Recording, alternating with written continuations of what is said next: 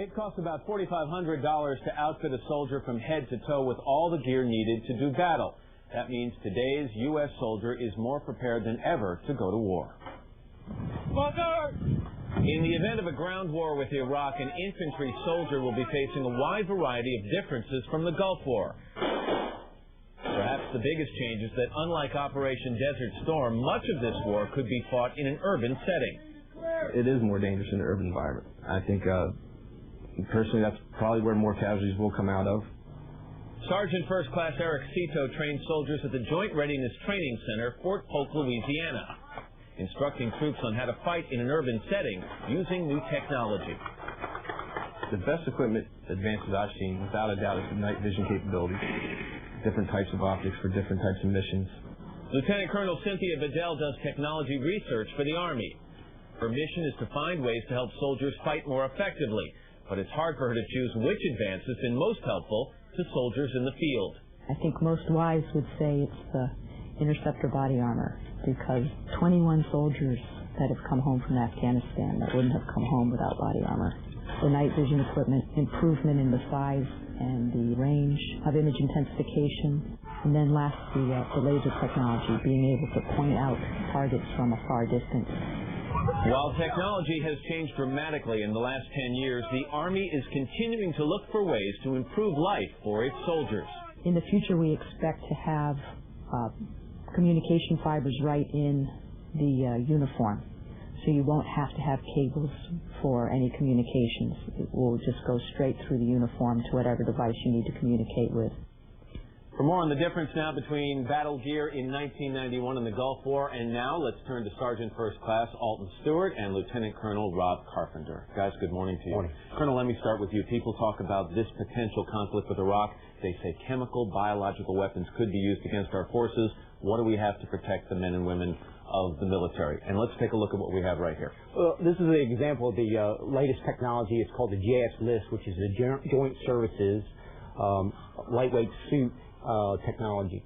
And it's a two-piece garment with boots, a vinyl boot, and then a glove piece. It's outside it's a poplin, here a cotton. Yeah, it looks fairly normal outside. But inside of it is a laminated carbon spheres, which is the technology that is the impenetrable part that the filter. And I was looking at this a second ago and noticing that there's some room in here, but you say that if chemical or biological weapons are used, there's a hood that goes over this? Integrated into the mask itself is a hood that's donned, and it comes over, and then there's actually straps that would come down and keep that whole thing sealed. So you have the suit coming up, and then the hood that's attached to the mask itself down. How much does this restrict the effectiveness of a soldier? In other words, how long can they stay in this? How much does it hamper them?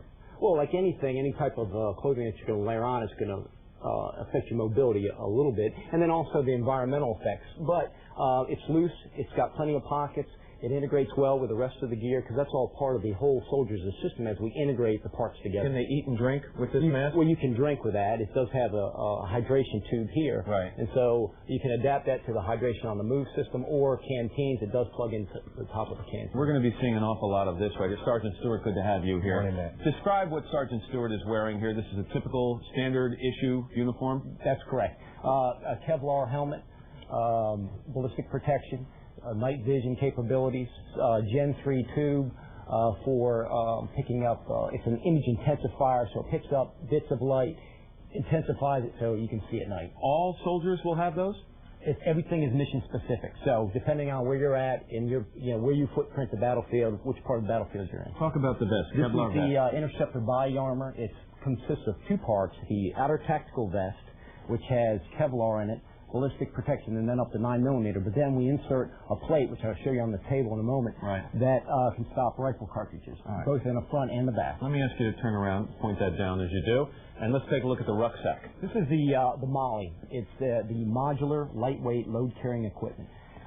It's modular in design because you can move pockets around. It comes with an assault pack, so depending on where you're at in the mission, you have your full load here, you can go to an assault load here, and all these things snap on and snap off. Right, it also contains the hydration on the move system, which is a water system that he can drink while he's moving. All right, this is the Kevlar vest you talked about. There's one of the ceramic plates that goes inside of it. 4 pounds. Here's the Kevlar helmet with the night vision system. This is just a fleece system like we'd wear skiing. Same thing. Look at what's the outdoor community using. We adopt it because it works. All right. Let me come over here to weapons. The M16 was developed in the 1950s. We've been seeing this for years and years in combat. Here's the next generation, the M4. What's the biggest difference? The biggest difference is length.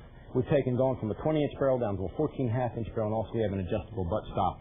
The other key is the modularity. Sergeant Stewart was holding the modular weapon, which has laser pointers on it, optics. So we've integrated all those things in instead of just hanging them on. And we should talk about length. Very important if you're in an urban situation, going into a building you don't have as unwieldy a weapon in front of you. Right. These are impressive. What are we looking at This here? right here is the Barrett. It's a 50 cal sniper rifle.